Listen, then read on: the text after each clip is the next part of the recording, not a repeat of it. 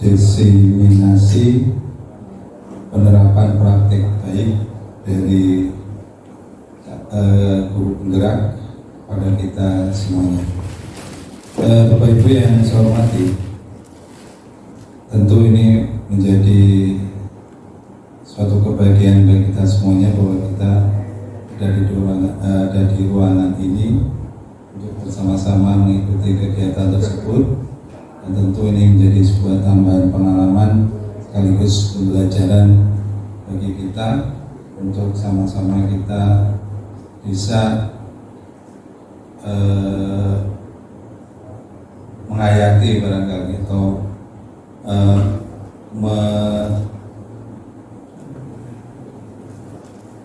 mendapatkan info berkenaan dengan kegiatan-kegiatan di guru penggerak.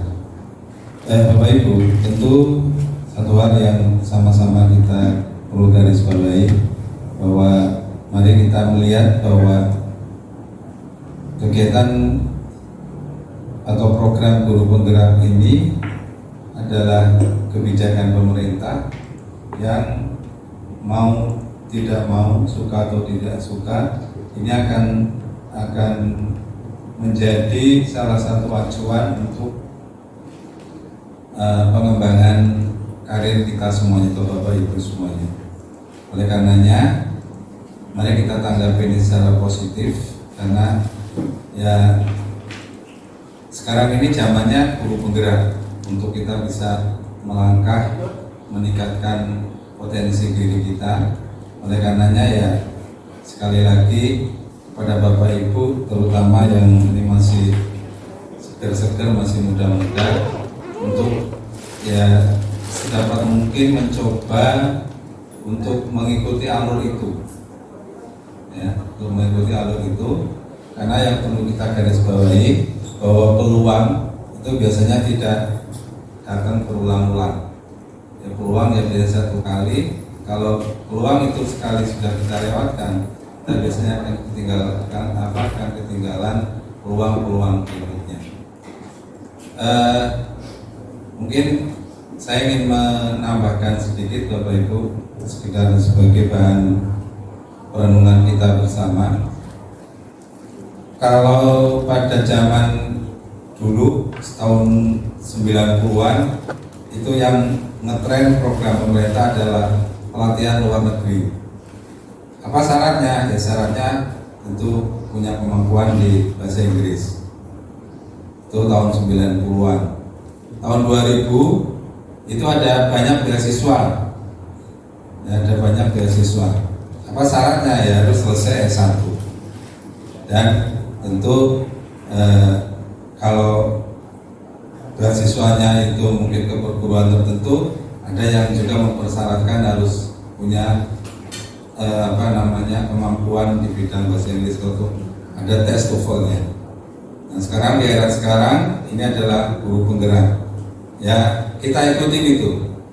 Oleh karena itu ya sekali lagi ketika Bapak Ibu punya ada peluang-peluang itu, monggo untuk segera ditangkap, karena sekali lagi ini adalah kesempatan bagi kita semua untuk kita bisa kembang, ya, untuk kita bisa mendapatkan pengalaman-pengalaman berharga.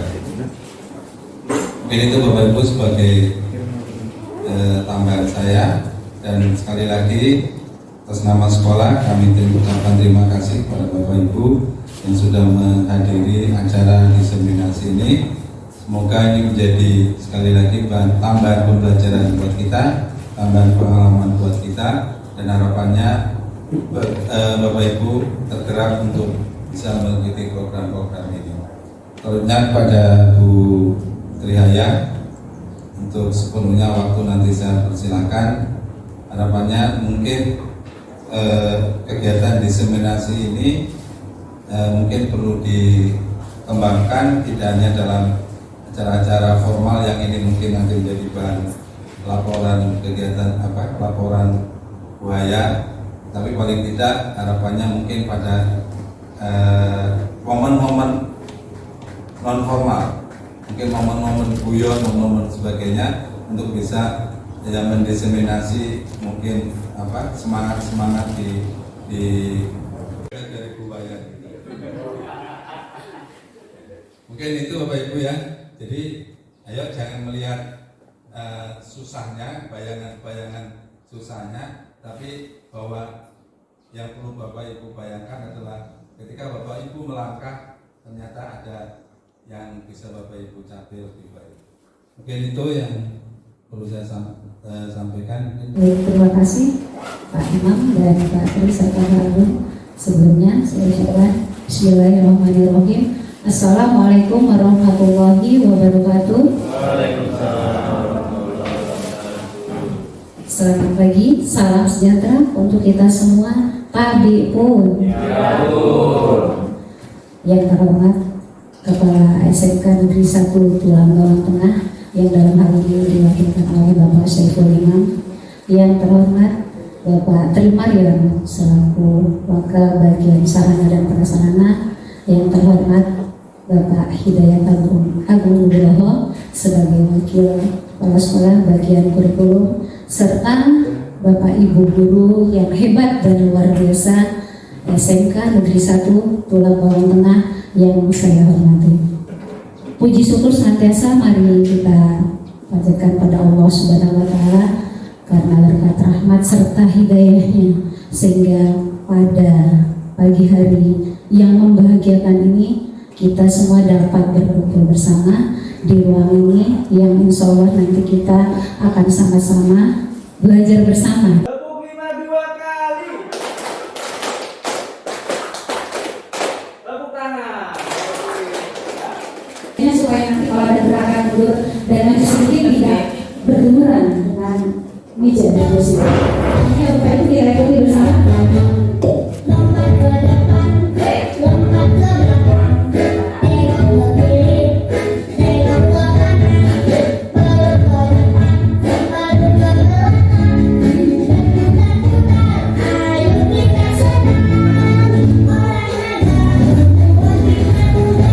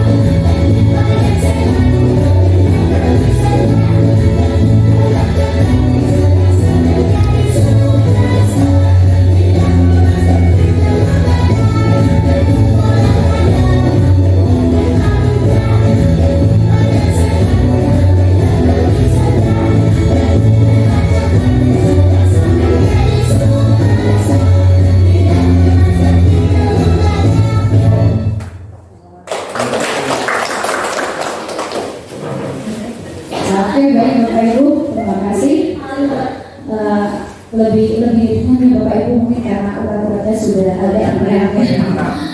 Oke, baik, kita lanjutkan Bapak Ibu yang berikutnya, Pak Adi, next. Oke, baik Bapak Ibu, tujuan diseminasi penerapan budaya positif untuk pembelajaran yang efektif. Demikian tujuan acara kita hari ini ya Bapak Ibu. Berikutnya. Oke, baik Bapak Ibu, berikutnya ada konsep budaya positif. Terdapat 6 hal konsep budaya positif yang ini sebaiknya nanti kita terapkan di sekolah kita tercinta ini, SMK Negeri 1 Tulang Bawang Tengah. Apa saja? Antara lain yang pertama, nanti kita akan bicara tentang disiplin positif dan nilai-nilai kebajikan universal.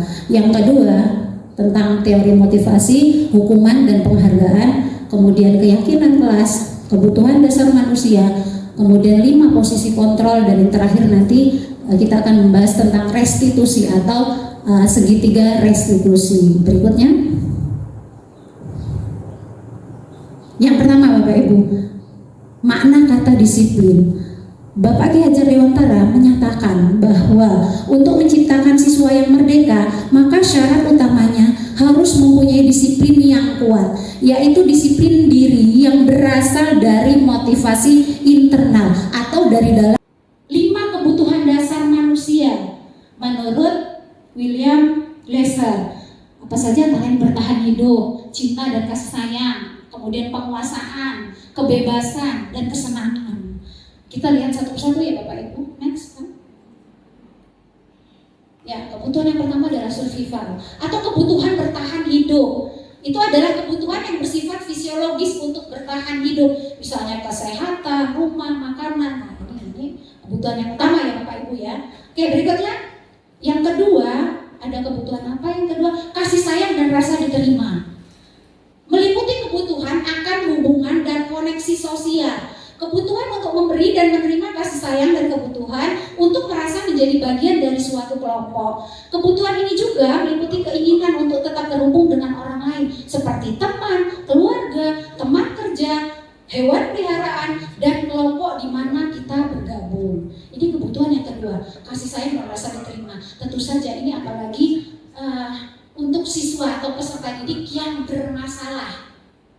Untuk peserta didik yang bermasalah, tentu saja mereka ini butuh kebutuhan apa di sini? Kasih sayang dan rasa diterima. Kadang kan kita tidak tahu ya, Bapak Ibu, siswa tersebut di sekolah itu melakukan pelanggaran itu karena apa? Mungkin sebenarnya dari rumah memang ada permasalahan seperti itu ya, tapi kan kita tidak mau tahu itu gitu ya. Nah, ini sebenarnya siswa tersebut itu butuh kasih sayang, kemudian rasa diterima. Ya, makanya kita gali seperti itu. Apa penyebab siswa tersebut melakukan hal tersebut, dengan cara apa nanti? Dengan cara restitusi nanti ada ya Bapak Ibu. Berikutnya, kebutuhan yang ketiga adalah power atau penguasaan. Kebutuhan ini berhubungan dengan kekuatan untuk mencapai sesuatu, menjadi kompeten, menjadi terampil, diakui atas prestasi dan keterampilan kita, didengarkan dan memiliki rasa harga diri. Kebutuhan ini meliputi keinginan untuk dianggap berharga, bisa membuat perbedaan, bisa membuat pencapaian, kompeten, diakui, dan dihormati. Oke, baik Bapak Ibu. Jadi peserta didik kita ini sebenarnya mereka itu terlahir dengan satu hal keunikan masing-masing ya Bapak Ibu ya. Hanya saja kadang kita kan tidak sadar, kita tidak tahu ada hal unik apa yang ada pada diri siswa tersebut. Kita kadang hanya melihat dari penguasaan pada tingkat pengetahuan dan keterampilannya saja. Apabila siswa tersebut tingkat penguasaan terhadap pengetahuan dan keterampilannya rendah, maka mungkin ada sebagian guru yang akhirnya menjudge bahwa anak tersebut, kamu ini malas misalkan, atau hal negatif yang lainnya. Nah, kita sebenarnya sebagai seorang pendidik itu tidak boleh untuk menjudge anak dengan hal-hal yang negatif seperti itu. Kalaupun siswa itu melakukan kesalahan, maka perlu kita bimbing dengan pendekatan emosional yang baik sehingga siswa tersebut tidak merasa bahwa dirinya itu buruk sekali. Seperti itu ya Bapak Ibu. Berikutnya, kebebasan, yaitu kebutuhan untuk bebas adalah kebutuhan akan kemandirian, memiliki pilihan dan mampu mengendalikan arah hidup seseorang.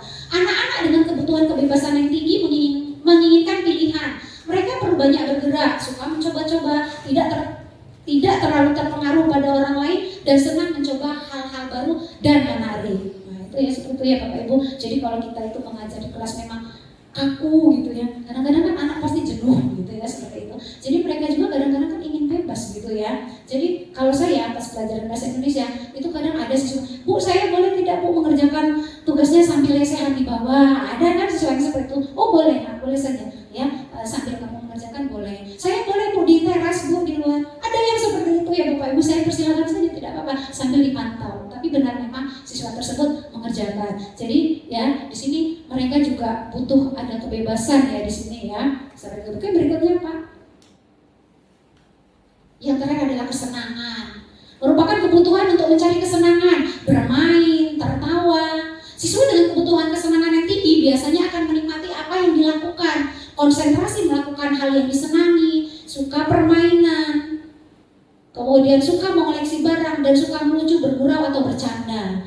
Ya itulah dunia anak-anak ya Bapak Ibu ya, gitu kan. Jadi kalau kegiatan pembelajaran itu kita lakukan dengan suasana yang menyenangkan, ya insya Allah nanti siswa-siswa kita akan lebih mudah menyerap apa yang kita sampaikan. Jadi boleh diberikan permainan-permainan seperti itu ya, gitu. Jadi supaya apa? Mereka tidak jenuh, tidak bosan, tidak harus selalu di dalam kelas, ya kan? Boleh pembelajaran itu kita bawa di luar kelas. Oke, berikutnya. Nah, ini yang terpenting Bapak Ibu. 5 posisi kontrol. Menurut Diane Gosser itu terdapat 5 posisi kontrol seorang guru terhadap siswanya. Yang pertama ada guru yang sering menghukum, berarti dia posisi kontrolnya adalah sebagai penghukum. Yang kedua, pembuat orang merasa bersalah. Yang ketiga, teman, posisi kontrolnya. Yang keempat, monitor atau pemantau, dan yang kelima adalah manajer. Nah, nanti kita lihat perbedaannya itu di mana. Silakan Pak Adi dibuka link video perbedaan 5 kontrol. Silakan disimak Bapak Ibu ya, nanti akan ada tugas terkait dengan tampilan video berikut ini.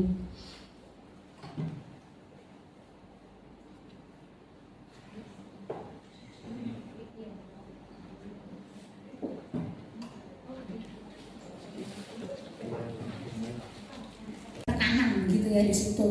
Kemudian kita lihat yang berikutnya adalah konsekuensi. Apa perbedaannya? Kalau konsekuensi itu adalah sesuatu yang memang harus terjadi ya Bapak Ibu, tetapi di situ tidak menyakitkan. Kemudian ya memang siswa dibuat tidak nyaman juga dengan adanya konsekuensi, tetapi di sini hanya dalam jangka waktu yang pendek saja kalau konsekuensi. Tadi kalau hukuman kan dalam jangka waktu yang panjang gitu. Kemudian memerlukan monitoring dan supervisi terus-menerus dari guru. Itu adalah konsekuen, ya tentu saja ya. Jadi kita sebagai pendidik juga harus memonitor di sini ya, apakah siswa tersebut bisa melaksanakan konsekuensinya atau melanggar. Kemudian yang berikutnya biasanya ada kalimat, apa peraturannya? Mampukah kamu melaksanakannya? Biasanya seperti itu ya kalau kita menanyakan ada peserta didik yang melanggar dari konsekuensi yang sudah dibuat. Nah, yang ketiga adalah restitusi. Nah, nanti kita akan bicara lebih lanjut lagi tentang restitusi. Restitusi itu adalah pilihan gitu ya. Pilihan untuk apa? Solusi, sama aja dengan solusi. Menyelesaikan permasalahan anak dengan cara baik di situ. Ada pendekatan emosional yang baik di sana, nanti akan kita bahas lebih lanjut. Kemudian berikutnya bisa menguatkan, untuk restitusi bisa menguatkan dalam jangka waktu yang panjang. Kemudian murid atau anak mendapatkan penguatan. Kemudian murid belajar bertanggung jawab atas perilaku yang dibuatnya. Kemudian fokus pada pemecahan masalah dalam jangka waktu yang panjang. Dan biasanya kalimat yang diucapkan apabila kita merestitusi anak adalah, apa yang kamu yakini, apa yang bisa kamu perbaiki tentang masalah ini, seperti itu. Berikutnya, Pak. Oke, baik Bapak Ibu. Setelah memahami perbedaan tadi antara hukuman dan konsekuensi, sekarang tentukan pernyataan berikut ini. Kira-kira ini termasuk pada tindakan yang berupa hukuman atau konsekuensi? Ada 5 kalimat atau 5 pernyataan. Nanti kita coba sama-sama sharing ya Bapak Ibu ya. Kalimat yang pertama, mencatat 100 kali di dalam buku kalimat, saya tidak akan terlambat lagi karena terlambat ke sekolah. Kira-kira hukuman atau konsekuensi Bapak Ibu? Hukuman atau konsekuensi? Misalkan ada siswa yang terlambat, begitu kemudian kita beri atau kita instruksikan untuk mencatat 100 kali di dalam buku kalimat. Tulis nak di bukumu, saya tidak akan terlambat lagi sebanyak 100 kali. Kira-kira itu hukuman atau konsekuensi Bapak Ibu? Iya, hukuman, betul. Hukuman ya Bapak Ibu ya. Oke, yang kedua sekarang, lari mengelilingi lapangan basket 2 kali karena terlambat hadir di sekolah. Hukuman atau konsekuensi?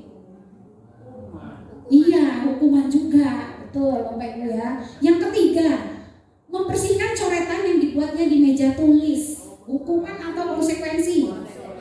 Iya betul, konsekuensi. Yang keempat, murid diminta untuk push up 15 kali karena menggunakan sepatu putih ke sekolah. Hukuman?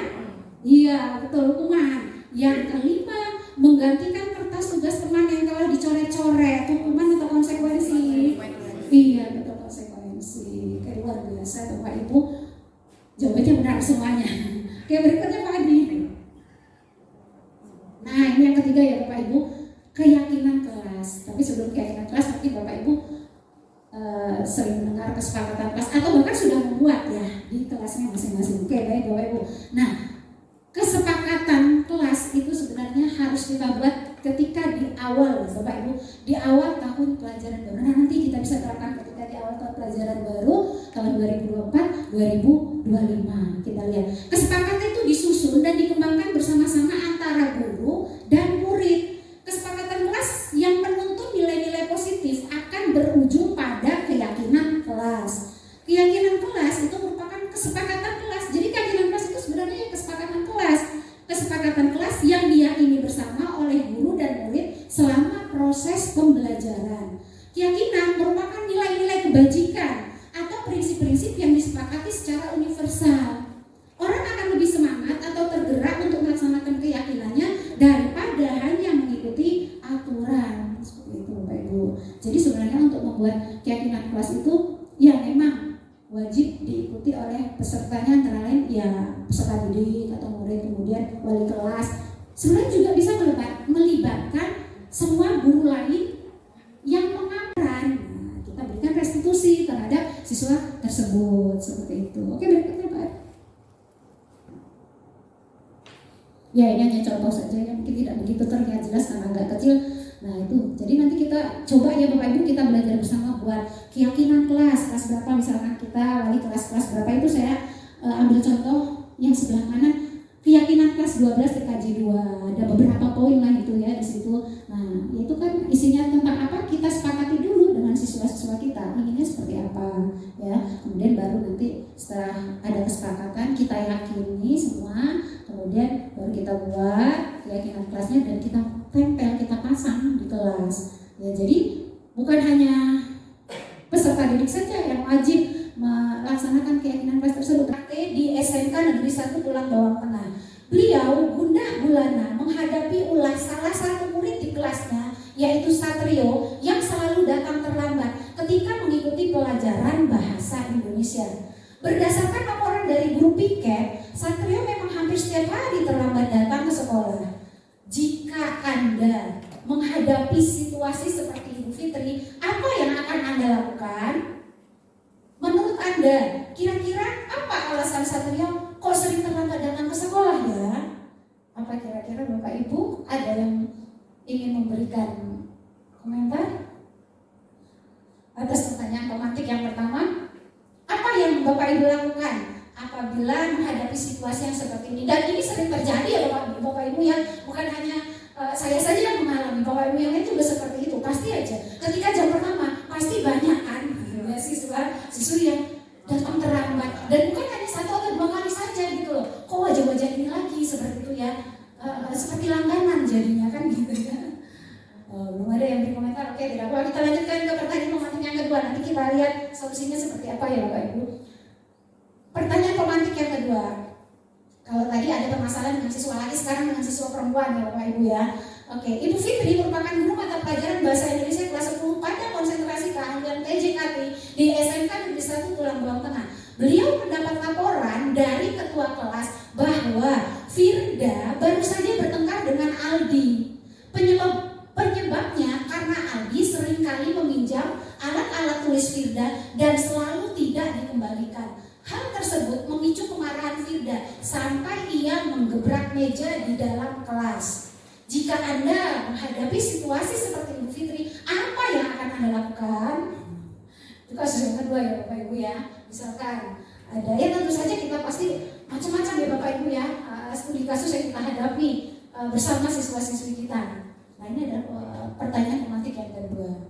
Oke, nanti akan kita lihat seperti apa solusinya Bapak Ibu. Berikutnya Pak Adi.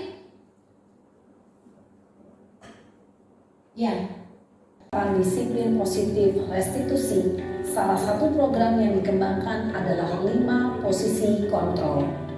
5 posisi kontrol dalam restitusi adalah proses perjalanan seorang pendidik agar dapat mengenali dirinya. Pada video kali ini, kita akan membahas tentang 5 posisi kontrol yang dikembangkan oleh Diane Goosen dan contoh penerapannya.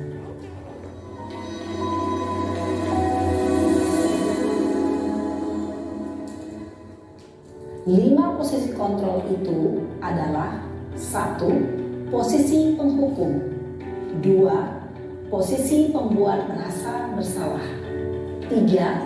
Posisi teman, 4. Posisi pemantau atau monitor, dan 5. Posisi manajer. Untuk lebih memahami kelima posisi tersebut, mari kita saksikan kasus Naren yang terlambat hadir 20 menit di sekolah dan melihat bagaimana kelima posisi kontrol dalam menghadapi masalah tersebut.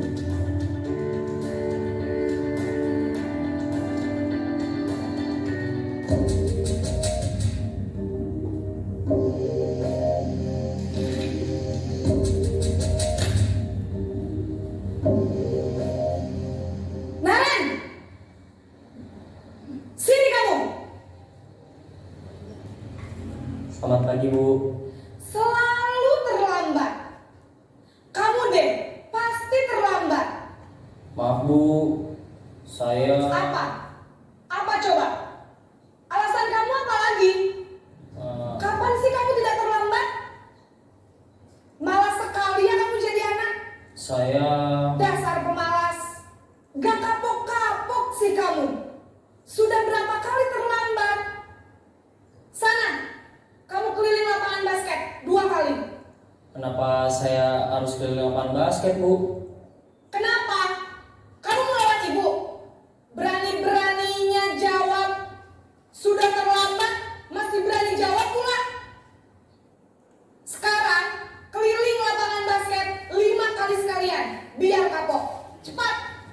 Pergi sana ke lapangan basket. Posisi penghukum biasanya berbicara dengan nada tinggi, menghardik, menunjuk-nunjuk, menyakiti, dan menyindir. Hukuman bisa berupa fisik maupun psikis. Ibu dan bapak guru hebat. Dampak yang terjadi pada murid ketika guru berada pada posisi penghukum adalah murid cenderung akan memberontak, bahkan menyimpan dendam.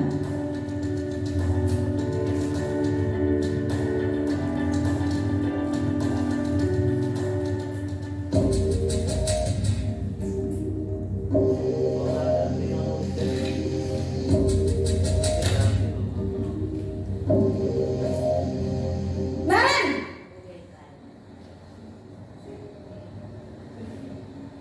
Selamat pagi, Bu. Naren. Kamu kenapa terlambat lagi, nak? Ya Tuhan, Naren. Kamu senang ya bikin ibu susah ya? Kalau kamu terlambat lagi, nanti ibu yang ditegur bapak kepala sekolah, nak. Disangka ibu tidak bisa membina kamu. Duh, gimana ini? Maaf, Bu. Duh Gusti Naren. Kamu suka ya kalau ibu ditegur bapak kepala sekolah? Terus, sekarang ibu harus tulis apa ini di buku absen? Ini kamu sudah sering terlambat loh. Ibu harus apa coba? Maaf, Bu. Maaf sekali. Ya sudah, lain kali jangan bikin ibu susah lagi ya nak ya. Ibu tidak akan kuat lagi kalau kamu begini terus.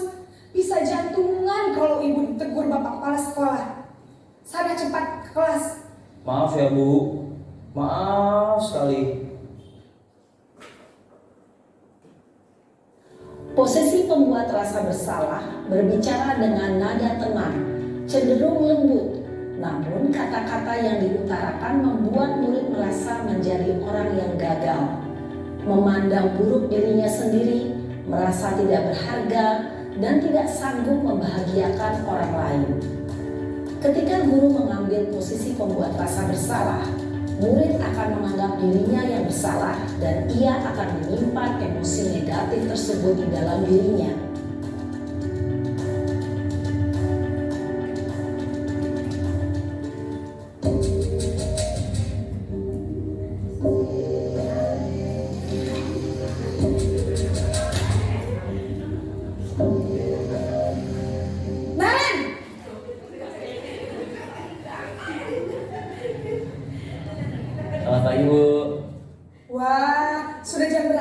dipanggilin nak. Terlambat lagi ya sayang. Iya Bu, habis ibu saya lupa bangunkan saya Bu. Kamu malah menyalahkan ibu kamu. Kamu bukannya anak yang larinya paling kencang. Kok terlambat sih? Iya Bu, saya memang terlambat bangun tadi. Jadi biarpun saya lari kencang, tetap gak kekejar Bu. Ya sudah sana. Nanti lain kali larinya lebih kencang lagi ya. Biar gak terlambat lagi. Bikin seneng ibu. Demi ibu. Bisa kan? Bisa lah Bu. Ya sudah sana masuk kelas. Ibu beresin urusan absen kamu. Kamu ini ada-ada saja. Dalam posisi teman, guru berbicara dengan nada suara yang akrab, cenderung bersedia gurau untuk menjaga suasana tetap santai. Murid akan merasa senang, aman, dan akrab dengan guru. Identitas yang tercipta adalah identitas sukses atau berhasil. Namun, perlu diingat, karena ini masih dorongan eksternal, maka ada faktor ketergantungan dari murid kepada orang tertentu. Di sini guru absennya, sehingga di lain waktu murid bisa berperilaku baik, namun hanya kepada orang-orang tertentu saja.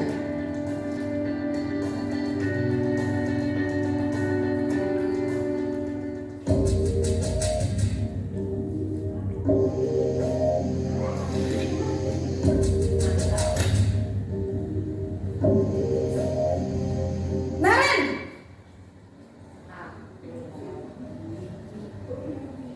Selamat pagi Bu. Naren, apa peraturan sekolah kita tentang jam berapa kita harus masuk sekolah, nak? Kita harus di sekolah jam 7 Bu. Iya betul, sekarang sudah jam 7.20. Naren sudah tahu konsekuensinya jika terlambat hadir. Paham Bu, saya harus tinggal kelas pas jam istirahat selama 20 menit. Iya benar, konsekuensinya demikian. Jadi nanti jam 9.30 pas istirahat, kamu harus tinggal di kelas, kerjakan tugas tambahan untuk ketertinggalan kamu, ya? Baik Bu. Posisi pemantau mengandalkan penghitungan atau data untuk mengontrol murid. Guru mengarahkan murid berdasarkan peraturan dan konsekuensi. Seorang pemantau menunjukkan bahasa tubuh dan ekspresi wajah yang datar dan cenderung formal.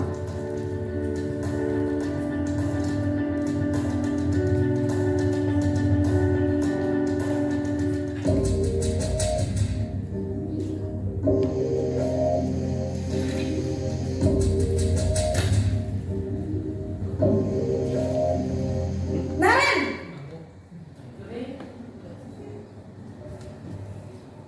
Selamat pagi Bu. Selamat pagi Naren. Maaf Bu, saya terlambat. Iya, sekolah masuknya jam 7, sekarang sudah jam 7.20. Jadi sekarang bagaimana ini Naren? Maaf Bu, saya lupa setel alarm saya semalam. Baiklah, menurut kamu, keyakinan sekolah yang mana yang perlu kamu tingkatkan? Menghargai diri sendiri dan orang lain mungkin ya Bu. Setuju. Jadi, apakah Naren meyakini prinsip saling menghormati tersebut? Iya Bu, saya meyakininya. Apakah Naren bersedia memperbaiki masalah keterlambatan ini? Bersedia Bu. Bagaimana kamu akan perbaiki masalah keterlambatan ini? Saya akan coba untuk tidak lupa menyetel alarm saya Bu. Baik, kalau Naren lupa menyetel alarm di rumah, ada orang yang kira-kira bisa bantu mengingatkan tidak? Ada Bu, kakak saya, Kak Emma. Ada lagi selain Kak Emma? Selain Kak Emma, ada ibu saya. Baik, jadi yang mengingatkan Naren adalah Kak Emma dan ibu kamu ya? Kira-kira akan mulai start alarm kapan nih Naren? Setelah pulang sekolah, akan segera saya lakukan. Baik, jadi Naren akan setel alarm untuk bangun besok pagi dan akan diingatkan oleh kakak dan ibunda Naren ya. Ada lagi yang mungkin perlu dilakukan Naren agar tidak terlambat bangun lagi? Tidak ada Bu. Baik Naren, terima kasih untuk kerjasama kamu. Sekarang kamu perlu kembali ke kelas untuk belajar. Baik Bu, terima kasih. Posisi manajer adalah posisi untuk membimbing murid memiliki sikap disiplin yang positif, yaitu murid yang mandiri, bertanggung jawab, dan dapat memecahkan masalah. Tujuan dari posisi ini adalah agar murid dapat berefleksi atas tindakannya. Guru akan dengan tulus memberikan pertanyaan-pertanyaan bermakna, sehingga membuat murid dapat belajar dari kesalahannya. Setiap pendidik. Pada posisi inilah, guru dapat menerapkan disiplin positif yang berpihak pada murid, yang memerdekakan murid. Perjalanan seorang pendidik tentunya tidak mudah untuk sampai pada posisi seorang manajer. Namun, tujuan kita pasti, yaitu menciptakan murid-murid yang mandiri, merdeka, dan bertanggung jawab. Semoga penggambaran 5 posisi kontrol yang telah diperlihatkan ini dapat menjadi ajang refleksi bagi kita semua, agar dapat terus mengasah dan menerapkan disiplin positif yang memerdekakan murid. Mari terus berlatih dan bersemangat. Selamat menerapkan. Selesai Bapak Ibu. Itu tadi adalah video tentang 5 kontrol guru terhadap murid Bapak Ibu. Next Pak, slide berikutnya.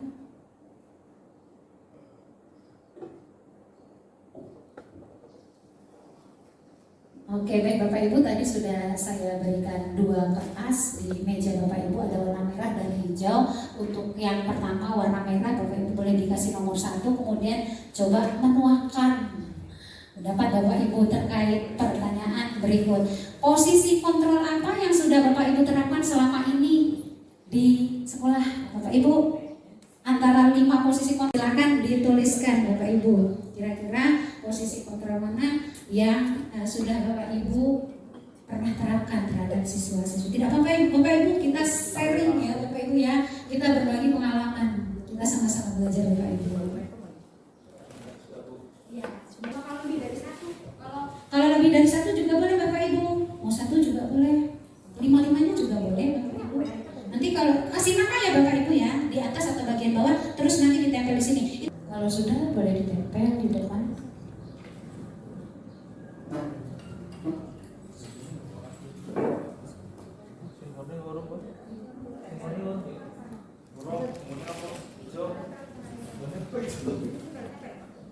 Iya Bapak Ibu, boleh silakan ditempel ke kanan ya Bapak Ibu arahnya. Ikutin ya kalau Arahnya ke kanan. Ya, kerjasama. Oh kasih nama, boleh Pak, di atas atau di bawah namanya. Oh kasih nama. Oh ya sudah, Pak Sudarmoko, Bu Erlina sudah ada. Dari nama. Mau tanda tangan juga boleh. Oh sudah sini. Cair. Nah, belum kan? Kadang-kadang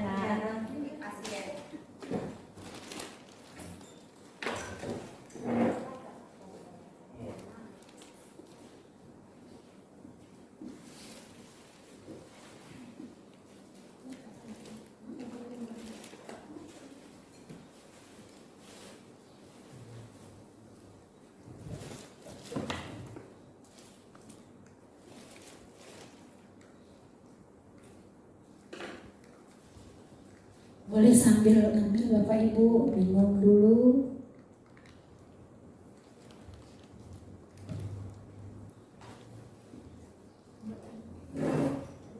Sudah semua kelas 1, 2, 3, 4, 5, 6, 7, 8, 9, 10. Oke, sudah semua ya? Ada 10 peserta. Ya, terkadang menjadi teman, terkadang menjadi manajer, tergantung terlambatnya karena kesalahan apa. Menurut Ibu Wayan, posisi kontrol yang sudah diterapkan adalah sebagai penghukum dan sebagai teman. Ibu Ririn sebagai posisi penghukum dan posisi teman juga. Ibu Indah, kontrol seorang guru yang diterapkan penghukum dan teman juga. Pak Adi Sucipto juga sama sebagai penghukum dan teman. Bapak Anak sebagai monitor atau pemantau dan membuat orang merasa bersalah. Ibu Herlina, posisi kontrolnya yang sudah diterapkan adalah penghukum, teman, monitor, dan manajer. Terus Ibu Fauzia, posisi yang sudah diterapkan adalah mengenai 5 posisi kontrol seorang guru, antara lain membuat orang merasa bersalah, bisa menjadi teman, bahkan bisa menjadi manajer juga. Dan terakhir Pak Rodi, posisi kontrol yang sudah saya laksanakan adalah sebagai penghukum, kemudian pembuat orang merasa bersalah, dan monitor atau sebagai pemantau. Oke, ada di antara dari Bapak Ibu yang coba ingin memberi sedikit aja penjelasan tentang posisi kontrol yang sudah coba diterapkan di kelas bersama siswa-siswa. Ada mungkin perwakilan dari ibu-ibu? Siapa? Mungkin? Bu Indah mungkin? Bu Indah? Iya, tidak apa-apa. Kita sharing, kita kan berbagi pengalaman ya Bapak Ibu. Ya dia terlambat, nah berarti saya sudah masuk ke dalam tergolong ke nomor 3 sebagai teman gitu. Kenapa saya bilang saya ambil penghukum? Karena kan kalau siswa itu terlambat, saya panggil, kenapa kamu terlambat? Dan alasannya berulang-ulang kali ya seperti itu, dan anaknya pun itu saja. Jadi kadang bingung mau diajak teman itu ngobrol seperti teman, sudah kita lakukan. Besok jam telat tadi ya, masa nggak bisa sih keburu jam datang jam masuknya jam 7.15, masa nggak bisa mundurin lagi waktu berangkatnya kan gitu. Berarti kan sudah masuk ke teman.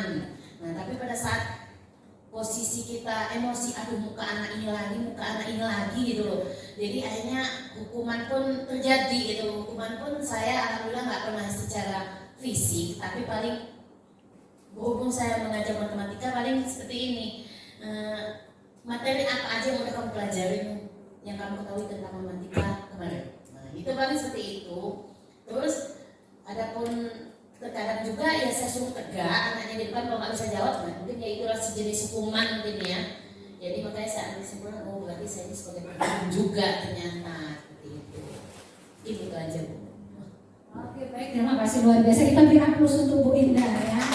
Dan juga Bu Indah tadi menerapkan dua posisi sebagai penghukum dan sebagai teman ya. Oke, sekarang perwakilan dari yang bapak-bapak.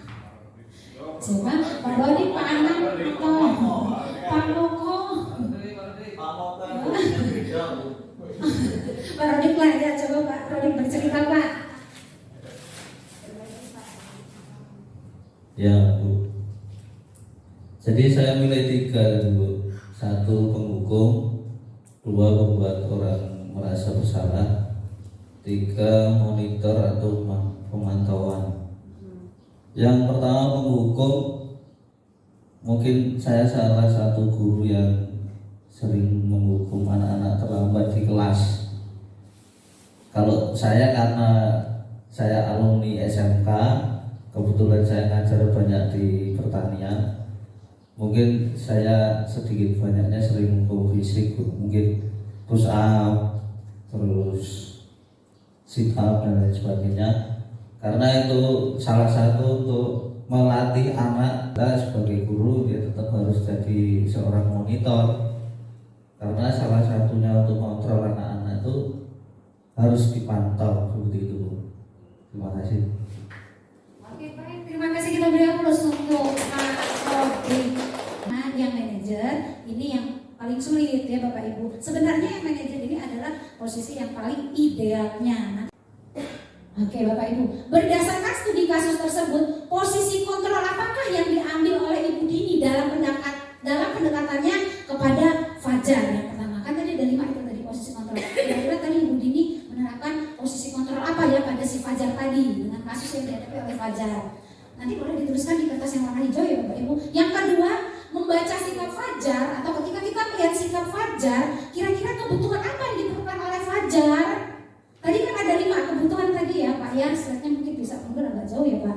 Ada kebebasan, ada kasih sayang, diterima, tadi survival ya tadi itu, yang ada 5 hal itu, kira-kira apa? Kebutuhan apa yang diperlukan oleh Fajar? Kok dia bersikap seperti itu ya? Oke, Bapak Ibu silakan ditulis kembali di kertas warna hijau, nanti ditempel lagi di depan. Nah, tadi kita sudah berbicara tentang 5 posisi kontrol guru. Tadi ternyata untuk posisi penghukum dan pembuat orang merasa bersalah itu masuk pada perilaku kontrol yang negatif ya Bapak Ibu, identitas gagal sebenarnya. Sedangkan kalau untuk perilaku kontrol yang positif itu mulai dari teman, pemantau, dan manajer. Nah, guru biasanya kalau dia menerapkan posisi sebagai penghukum, dia akan menghardik gitu kan, yang menunjuk-nunjuk, menyakiti, kadang menyindir lah ya dengan kalimat verbal biasanya. Terus kalau pembuat orang merasa bersalah, biasanya guru akan berceramah, menunjukkan kekecewaan yang mendalam gitu ya, sehingga siswa itu merasa seolah bersalah sekali saya ini gitu kan. Kemudian kalau teman, biasanya guru itu membuat alasan-alasan untuk murid-muridnya gitu ya, dia lebih dekat ya gitu ya sebagai teman. Kalau sebagai pemantau, menghitung dan mengukur, biasanya guru melakukan penghitungan, pengukuran di situ. Sedangkan kalau manajer, biasanya guru tersebut akan mengajukan pertanyaan-pertanyaan yang membimbing dan terarah di situ. Nah, kemudian biasanya kalau posisi penghukum, guru akan berkata, kalau kamu tidak melakukannya, maka saya akan. Nah, seperti itu ya, biasanya ya sudah pastilah ya kalau kita di sini menerapkan posisi penghukum, kalimat yang kita ucapkan pasti kasar gitu ya kan, tegas gitu ya, seperti itu. Sedangkan kalau pembuat orang merasa bersalah, maka biasanya kalimat yang diucapkan, kamu sudah mengecewakan ibu bapak loh, seperti itu ya. Jadi seolah-olah perasaan anak itu menjadi apa ya, merasa bersalah sekali gitu ya. Ya, kemudian kalau posisi teman, biasanya guru akan berkata, lakukan untuk bapak ibu ya. Ya sudah, nanti bapak ibu bantu bereskan gitu. Jadi kita dekat gitu ya, akrab dengan siswa. Terus kalau pemantau, biasanya kalimat yang akan diucapkan oleh guru adalah, apa peraturannya, apa konsekuensinya, apa sanksinya, apa yang telah kamu lakukan, apa yang terjadi sekarang. Nah, biasanya begitu kalau posisi pemantau. Dan kalau posisi manajer, biasanya kalimat yang diucapkan adalah, apa yang kita yakini, apa kamu meyakini hal tersebut, kalau kamu meyakininya, kamu bisa memperbaikinya. Kalau kamu bisa memperbaikinya, kira-kira apa yang akan kamu lakukan? Biasanya seperti itu. Kalau untuk posisi yang manajer, kontrol dirinya apa ya, lebih mengedepankan pendekatan emosional yang baik. Nanti ada contohnya ya Bapak Ibu.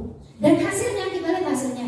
Kalau kita menerapkan perilaku kontrol negatif sebagai penghukum dan sebagai pembuat orang merasa bersalah, biasanya hasilnya siswa akan memberontak. Ya, tidak semua, memang tidak semua siswa ya Bapak Ibu ya memberontak, tetapi kadang ada yang kalaupun dia tidak memberontak, biasanya dia menyimpan apa ya, amarah gitu ya, ada pendendam, bahkan ada yang mendendam seperti itu ya, tanpa kita sadari. Terus kalau pembuat orang merasa bersalah, hasilnya biasanya menyembunyikan, siswa tersebut menyembunyikan gitu ya kesalahan yang dia buat.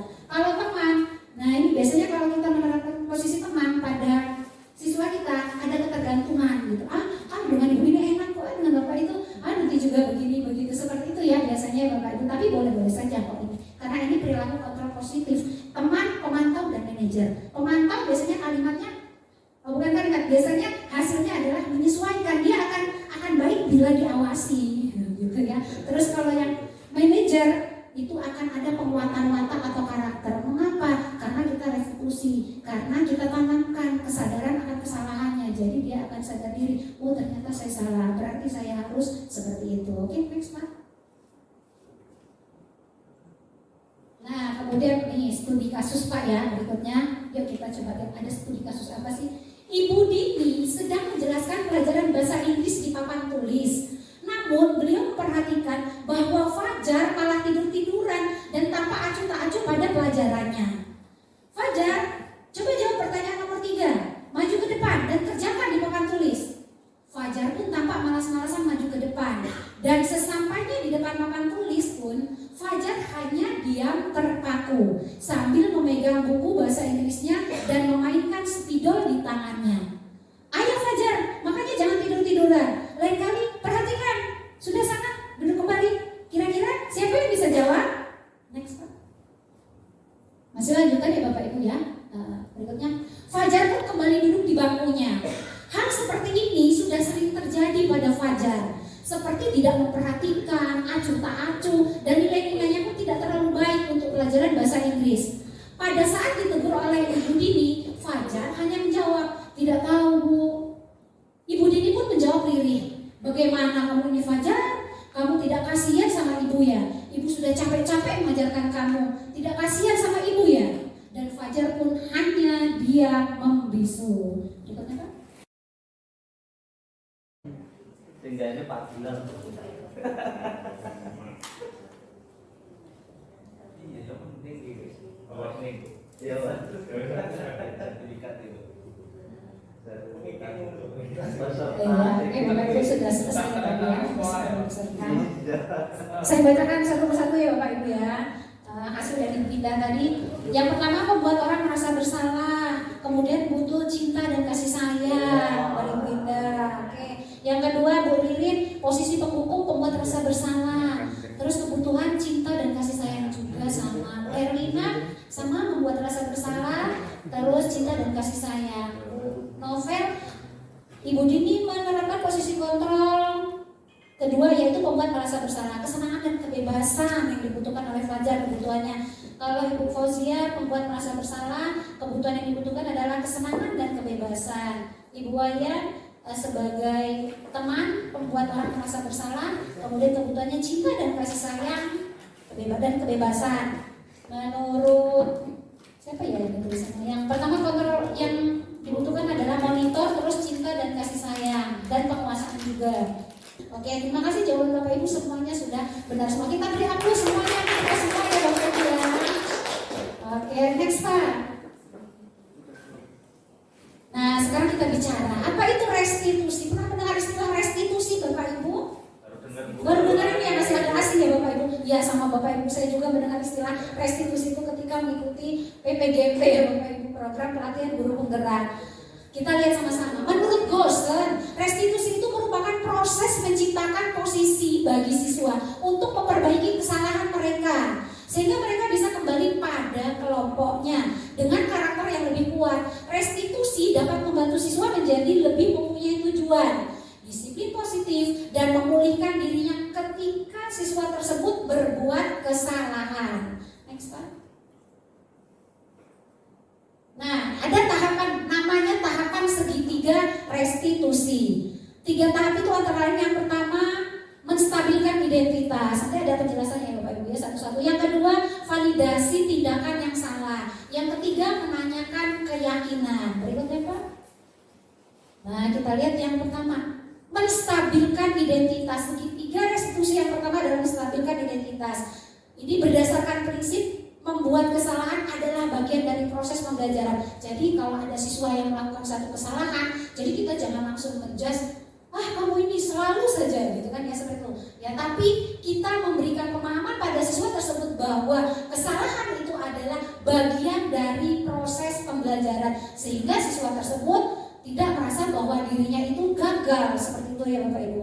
Kemudian menggunakan identitas yang gagal ke identitas sukses. Artinya seseorang apabila siswa ya Bapak Ibu melakukan satu kesalahan, bukan berarti terus dia gagal, tidak bisa berhasil.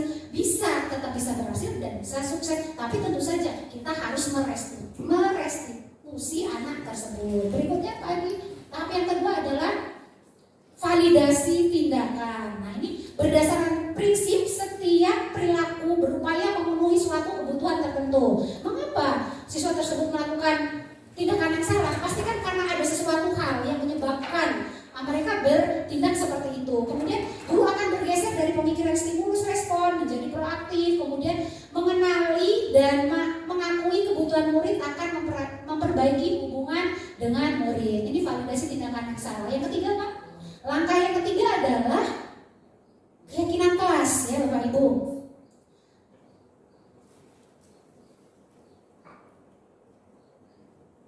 Atau menanyakan keyakinan. Ya tadi yang ketika dibuat ya di awal tadi. Murid akan diberi pertanyaan-pertanyaan bermakna untuk memunculkan motivasi secara intrinsik. Jadi kita gali gitu ya. Mengapa siswa tersebut melakukan kesalahan tersebut seperti itu ya. Jadi kita akan memunculkan pertanyaan-pertanyaan bermakna. Seperti apa pertanyaannya, nanti ada contohnya Bapak Ibu. Kemudian mampu mengalihkan keyakinannya dengan tindakan mampu mengaitkan keyakinannya dengan tindakan yang salah. Oke Pak, berikutnya kasus 1. Ini tadi sebenarnya kasus yang saya hadapi ya di kelas 10 TKJ 1 ini ya. Kasus 1, Satrio sering datang terlambat ke sekolah sehingga ia sering tertinggal ketika mengikuti pada jam pertama, yaitu pelajaran bahasa Indonesia. Berikutnya Pak, seperti apa kita merestitusinya? Yang pertama, menstabilkan identitas. Mari kita simak Bapak Ibu ya. Jadi saya coba belajar menerapkan segitiga restitusi ya Bapak Ibu ya, dari 3 tahap tadi. Firda tidak terima alat tulisnya selalu dipinjam dan tidak dikembalikan oleh temannya yang bernama Aldi, sehingga hal ini membuat Firda marah pada Aldi. Bahkan Firda sampai menggebrak meja. Mari kita lihat Bapak Ibu berapa restitusinya. Ya, tadi mendengar laporan dari ketua kelas, katanya kamu harus bertengkar dengan Aldi ya? Iya Bu, saya kesal dengan Aldi Bu. Kenapa kesal? Aldi selalu menurut saya. Dia sudah beberapa kali meminjam alat-alat saya seperti pensil, pena, garis, lalu sudah tidak mengembalikannya Bu. Oh demikian, ya wajar lah kalau kamu sampai marah. Jika ibu berada di posisi tersebut, ibu pasti akan melakukan hal yang sama. Apa yang kamu lakukan terhadap Aldi? Saya maki-makinya Bu, sampai tak sengaja saya mengubah wajahnya Bu. Oh gitu. Pasti kalau berbuat itu karena ada alasan tertentu yang mendasarinya kan? Iya Bu, karena saya bilang saja sih Bu.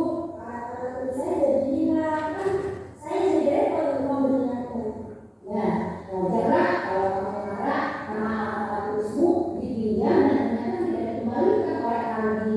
Ibu sangat menghargai tindakan kamu karena kamu tidak berbuat pada hal yang lebih buruk lagi, misalnya sampai memukul Aldi.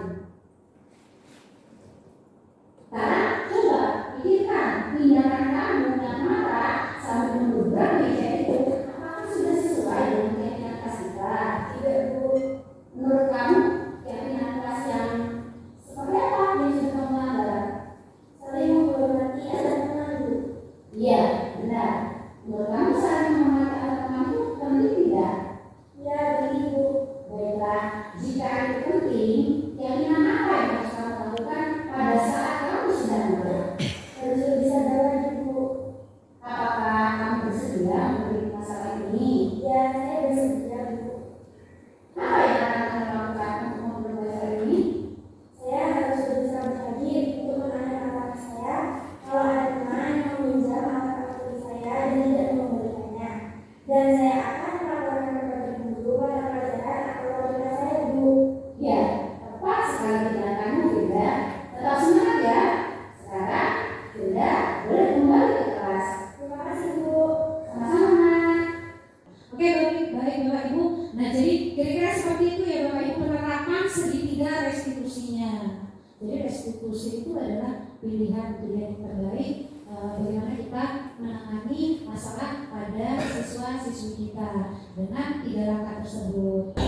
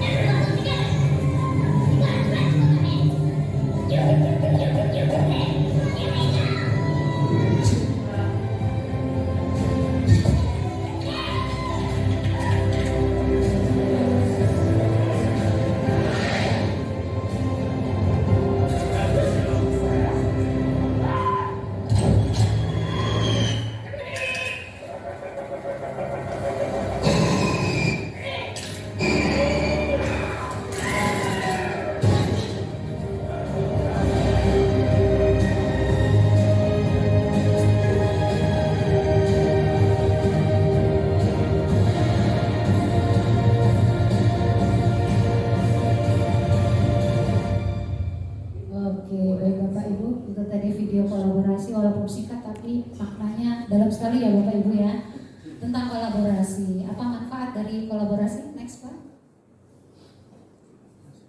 Jadi kolaborasi itu sangat penting ya Bapak Ibu. Pentingnya kolaborasi berdasarkan video tadi. Yang pertama, bersama tim kita bisa menghadapi tantangan yang besar. Terus yang kedua, bersama tim kita bisa menjadi kuat. Kemudian yang ketiga, bersama tim bisa menjadi pemenang. Sangat penting sekali kolaborasi. Oleh karena itu, bangunlah tim yang solid dan kompak antar warga SMK Negeri 1 Tulang Bawang Tengah, sehingga kita semua dapat menyelesaikan permasalahan secara bersama-sama untuk menuju visi bersama. Guru bergerak, Indonesia akan maju, Bapak Ibu. Oke, berikutnya Pak Adi.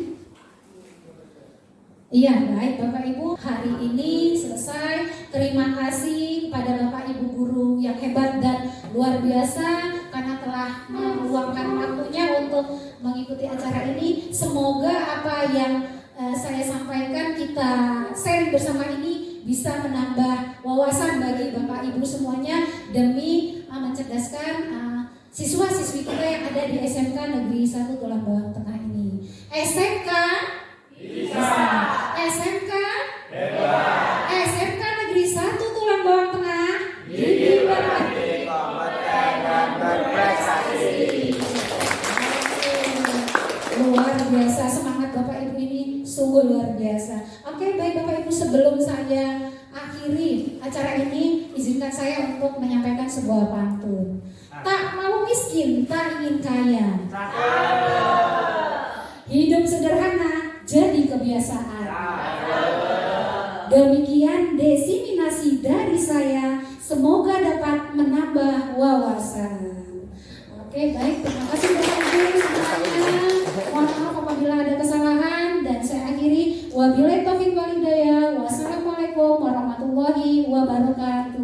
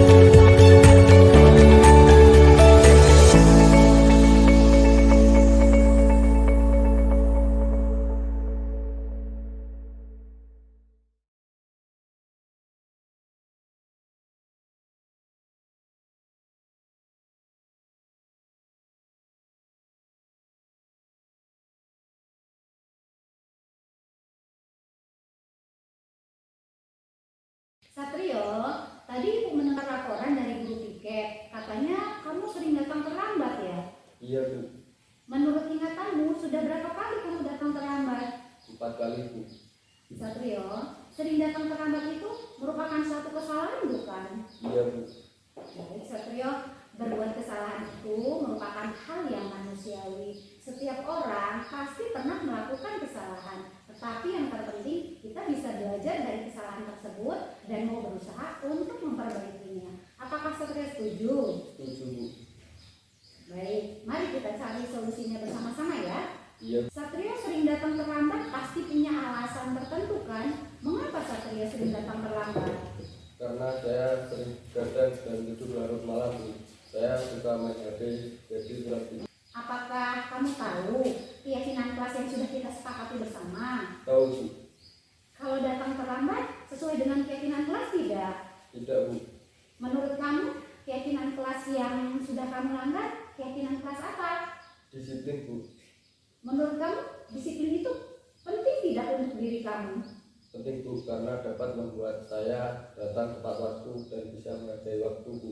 Benar, menghargai waktu itu sangat penting dan bermanfaat untuk kita agar kita dapat menghargai orang-orang yang ada di sekitar kita. Kemudian pekerjaan menjadi tidak menumpuk dan kita juga dapat melatih rasa kepedulian kita. Iya, Bu. Saya menyesal sudah sering datang terlambat. Saya minta maaf, Bu. Iya Satrio, sikap yang sangat baik sudah kamu lakukan, yaitu meminta maaf. Menurut kamu, apa yang akan kamu lakukan agar kamu tidak datang terlambat lagi di sekolah ini? Saya akan tidur lebih awal dan tidak begadang lagi agar tidak datang terlambat di sekolah, Bu. Baik nak, kamu sudah menemukan solusinya.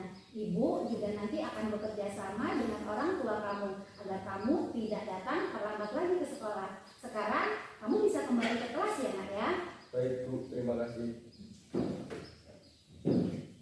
Ya, tadi Ibu mendengar laporan dari ketua kelas. Katanya kamu habis bertengkar dengan Aldi ya?